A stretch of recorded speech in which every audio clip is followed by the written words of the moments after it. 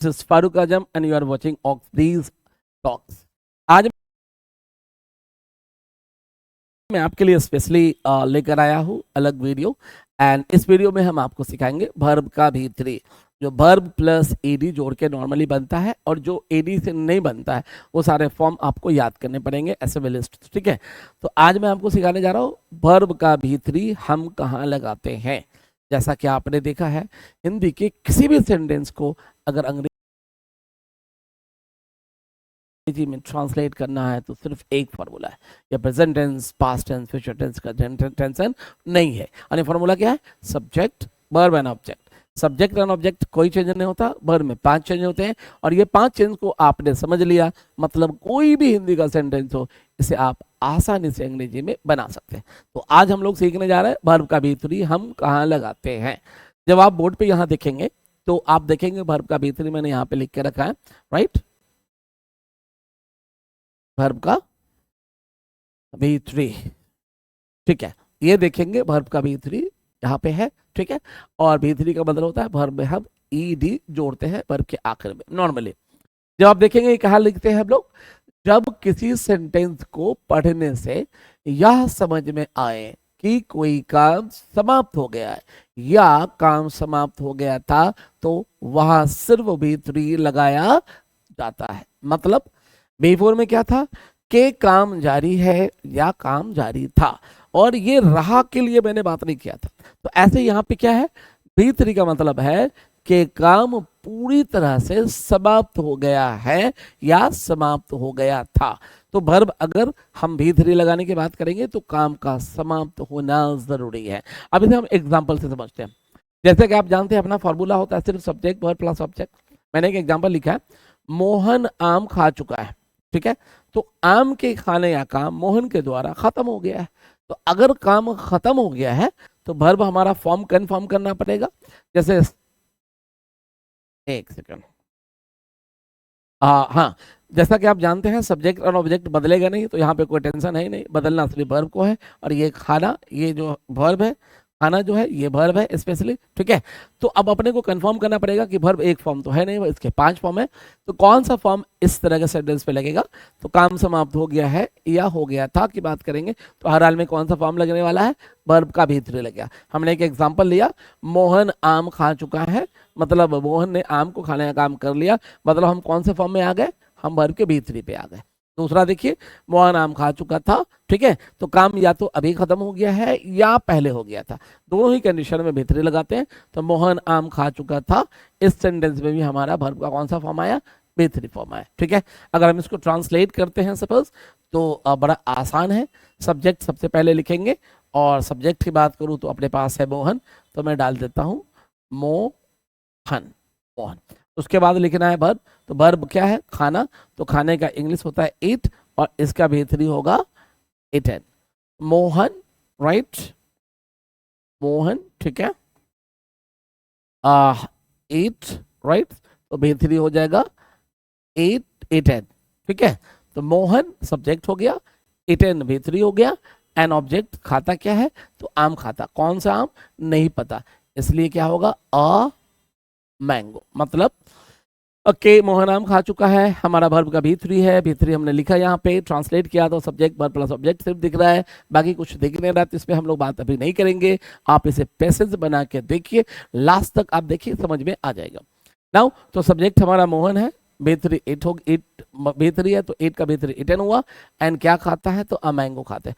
अब दूसरा ट्रांसलेशन बनाते हैं, मोहन आम खा चुका था, तो ये भी हमारा भी3 को रिप्रेजेंट करता है, तो इसको फिर हम लिखेंगे तो होगा मोहन,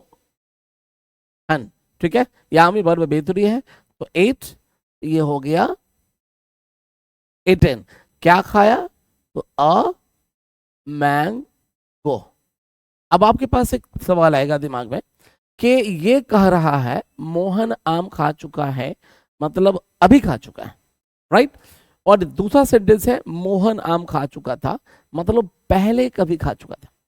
तो हिंदी के सेंटेंस में अंतर है, एक अभी काम खाया है, दूसरा कह रहा पहले खाया था। लेकिन अगर आप इंग्लिश को देखेंगे तो दोनों सेम है, Mohan eaten a mango, Mohan eaten a mango, right. तो बात ये समझ में यहाँ पे भी आया ये कि वर्ब का भी3 ठीक वैसा ही जैसे भी का वर्ब का भी4 ठीक वैसा ही जैसे वर्ब का भी4 अकेला काम नहीं कर सकता है, वैसे ही वर्ब का भी3 अकेला काम नहीं कर सकता। भी4 हमने लगाया काम जारी होने के लिए, चाहे वो है में हो या था में हो, इससे फर्क नहीं पड़ता है। और भी3 लगाएंगे काम को समाप्त के लिए, तो काम पूरी तरह से समाप्त हो गया है या समाप्त हो गया था, तो हम क्या लगाएंगे, वर्ब का भी3 लगाएंगे, ठीक है। लेकिन ये काम नहीं कर पा रहा है, वर्ब का भी3 ये जो है वो अकेला काम नहीं कर पा रहा है।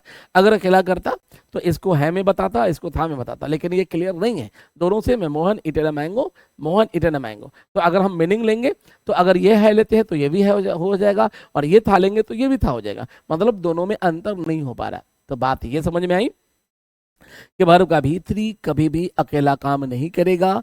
जब भी वर्ब का भी3 आएगा तो उसे हेल्पिंग वर्ब चाहिए। तो आप देख सकते हैं मैंने यहाँ पे लिखा है वर्ब का भी3 बगैर हेल्पिंग वर्ब के काम नहीं करेगा, उसे हेल्पिंग वर्ब हर हाल में चाहिए।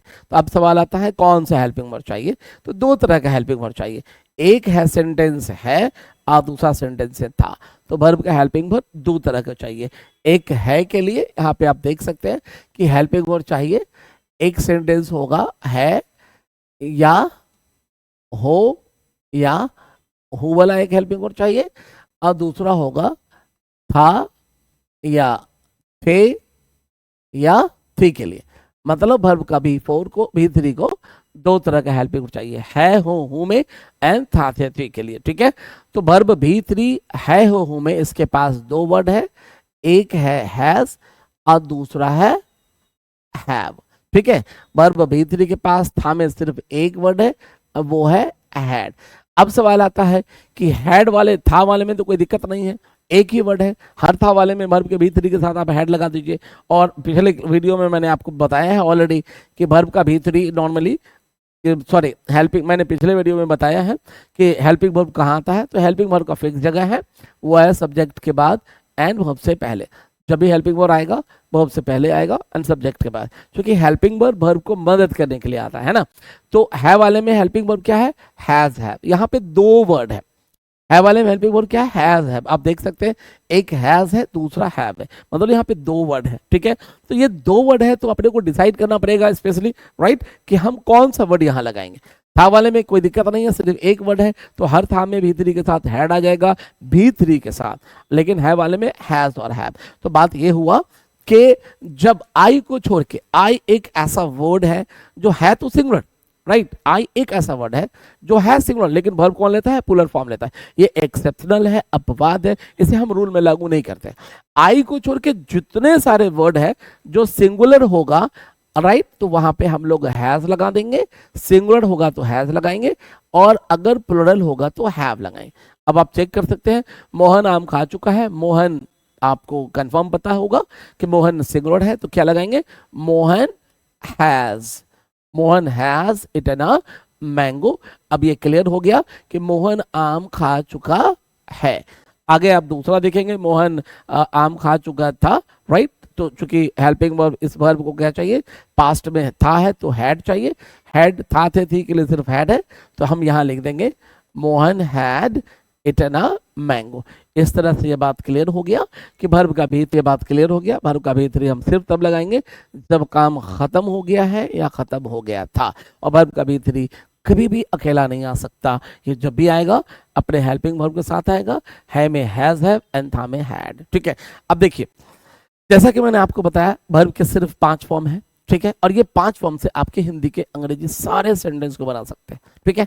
तो वर्ब का भी4 भी3 आपने सीख लिया, पिछले वीडियो में देखा आपने भी4 में पढ़ाया मैंने, काम जारी है काम जारी था। भी4 भी कभी अकेला नहीं आ सकता था, उसको भी हेल्पिंग वर्ब चाहिए, आपने देखा हेल्पिंग वर्ब है इज हमारा वाजब है। अभी हम इस वीडियो में आपको पढ़ा रहे हैं वर्ब का भी3 कहाँ लगाते हैं, तो ऑफकोर्स तभी लगाएंगे जब काम खत्म हो गया है। तो जब कोई सेंटेंस आपके पास आएगा तो आप डायरेक्ट नहीं बनाएंगे, पहले उसको फील करेंगे कि वर्ब का कौन सा फॉर्म लगता है, और उसके हिसाब से आप बनाएंगे। तो आपको भी4 भी3 क्लियर हो गया।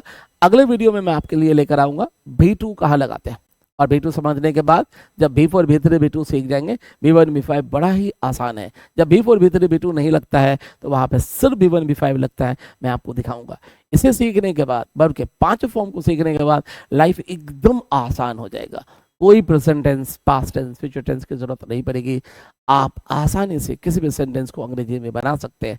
और अगर हमारे वीडियो को प्रॉपर एक एक वीडियो को देखते हैं और प्रॉपर सीख पा रहे हैं, इन केस अगर कोई प्रॉब्लम है आप मुझे मेरे नंबर पे कांटेक्ट कर सकते हैं, मेरे डिस्क्रिप्शन से नंबर मिल जाएगा आपको, और कंफर्म कर लेंगे, मैं आपको जरूर हेल्प करूंगा। ठीक है, मेरे कॉन्सेप्ट सीखने के बाद टेंस आपके लिए मीन्स ग्रामर आपके लिए बहुत आसान हो जाएगा। आगे जाने के बाद मैं आपको मेन स्ट्रक्चर वगैरह सिखाऊंगा, एक पढ़ाऊंगा और आप 25 खुद बना लेंगे। लेकिन वो सारे के लिए जो जड़ है, वर्ब का फॉर्म है B4, B3, B2 और फाइनली B1, B5। हमने B4 डन किया, B3 अभी मैं कंप्लीट कर रहा हूँ।